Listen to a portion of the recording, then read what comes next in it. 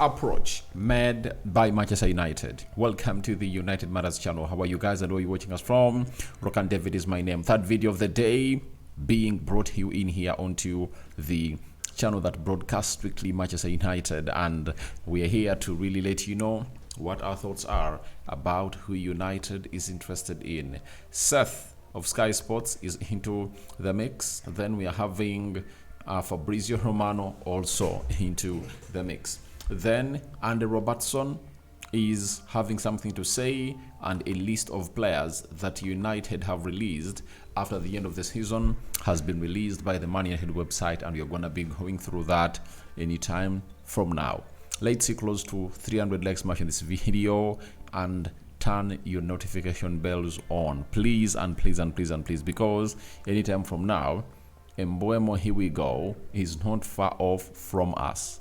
That's what I want to assure you. It's not far from us, and you'll be enjoying it anytime from now. So we want to hit 22,000 subscribers, so please continue to really subscribe. Now, Sky Sports said Man United will be in the market for a striker after Matthias Cunha and Bryan Mbeumo. Ruben Amorim is a big admirer of Gyokeres. He's one of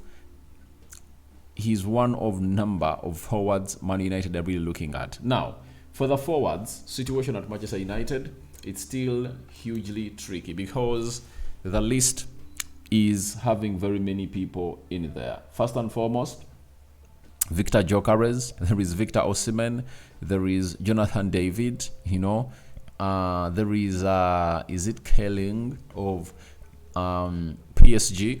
We are having like 5 strikers that we are looking at as a club of Manchester United. You understand? And United are in for forward, and that is what Sky Sports have gone ahead to let us know. Now today, Seth told us that Manchester United have made an initial approach to Viktor Gyökeres through intermediaries. The club is studying the term of a potential deal. So, as it stands,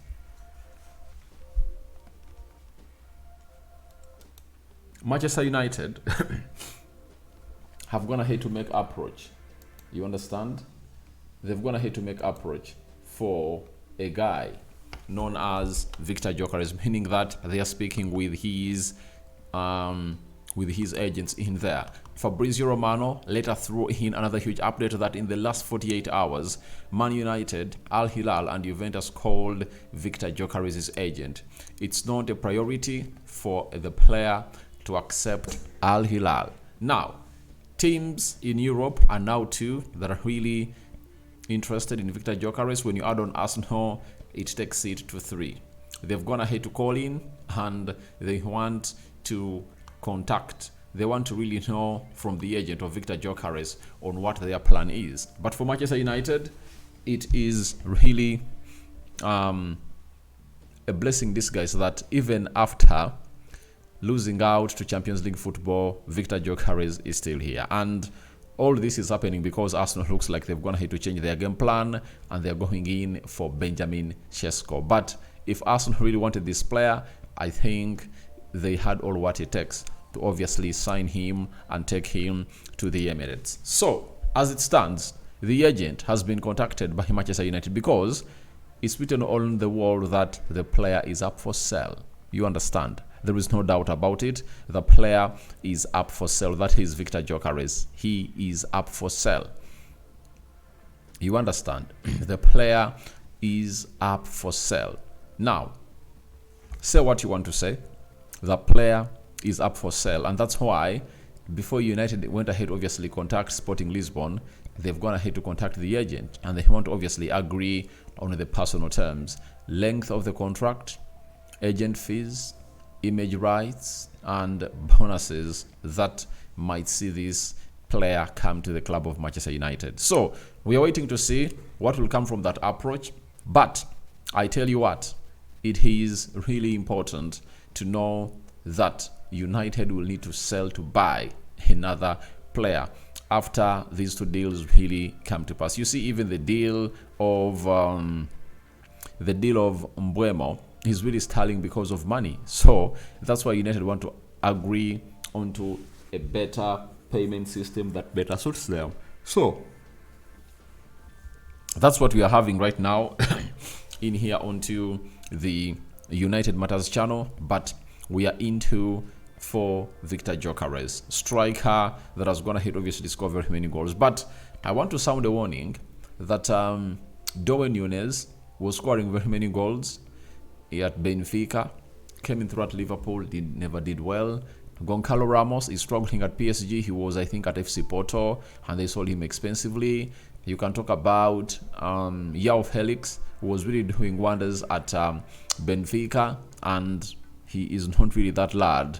I think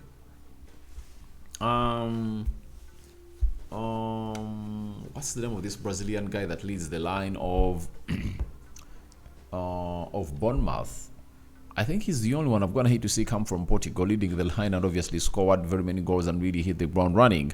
But most of the forwards, especially centre forwards in Portugal, have not gonna hate to work out well in the Premier League. But the defenders, the fullbacks, the midfielders, the wide forwards are really doing quite a good job. But I don't know what's wrong with the number 9s that really hail from Portugal. But we'll wait and see how that pans out. You can as well go into the comments section and remind me of a player in Portugal that has gonna hit obviously coming through and really hit the ground running in the recent past, apart from this guy that that number 9 of Bournemouth, right?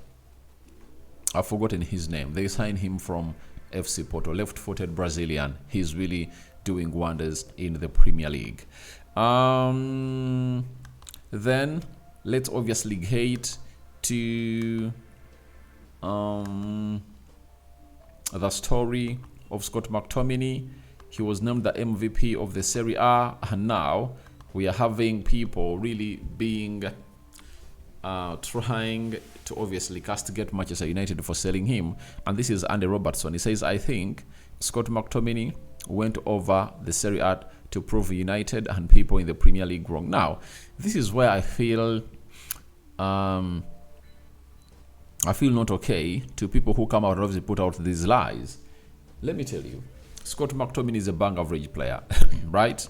And United had to sell him, I think, for £25 million to see to it that they get in some huge amount of money, some huge players. For example, we got Mazarawi, we got Matas Delit, we got Manuel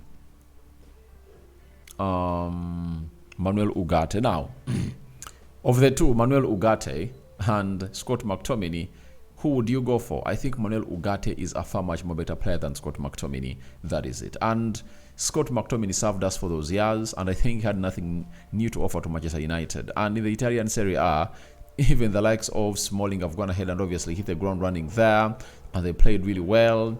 You've gone ahead to see Tony Abraham doing the needful. Look at Lukaku flopping in the Premier League, going to Italy, tearing defenses. You understand? So I don't want us to base ourselves so much onto what we call the Serie A. You understand? The intensity, the competition is not at the same level as that at Manchester United. So, Robertson, you're trying to mock Manchester United, but we really understand your game because you're a Liverpool player and you had to throw that jab to us. Now, Man United has come out and put out a statement that their retained list has been sent to the Premier League, including information of several players leaving the club. Christian Eriksen, John Evans, and Victor Lindelof are among those departing as their contracts come to an end. Denmark midfielder Eriksen scored on his 108th and final appearance for the club with a penalty in United's 2-0 final win over Aston Villa at Old Trafford last month.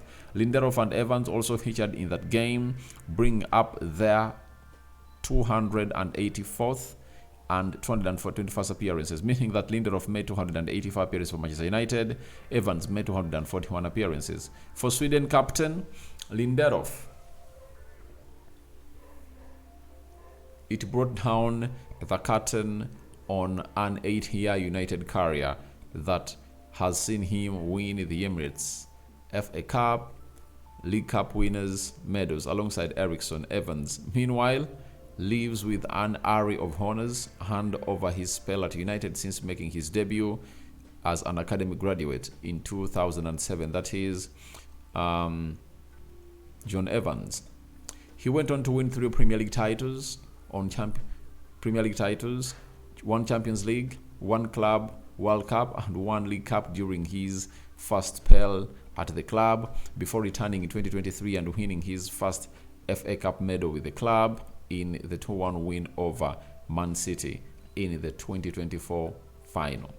Tom Heaton is also included on the list of free transfers. However, the club remains in discussions with goalkeeper about a new deal that would see him remain part of the squad for 2025-2020. That means Tom Heaton might stay.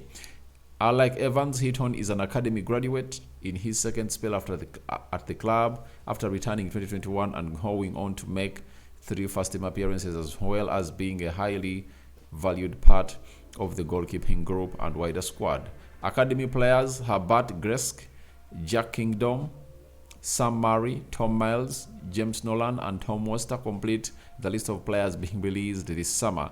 The academy is proud of our departing youngsters throughout the age groups. They will be supported in securing contracts at new clubs, provided with bespoke aftercare program, and will always have a lifelong association with Manchester United. So, players with contracts have been obviously named, and the list is really endless in here at the United Matters channel. So guys, thank you very much for watching through. I call upon for your reactions into the comment section below. Gyokeres approach made by Manchester United, and we've contacted Gyokeres' agent, and that shows you that United wants to be kept in the know of what the deals are all about. Third video of the day, one more might come as a live stream. Bye bye.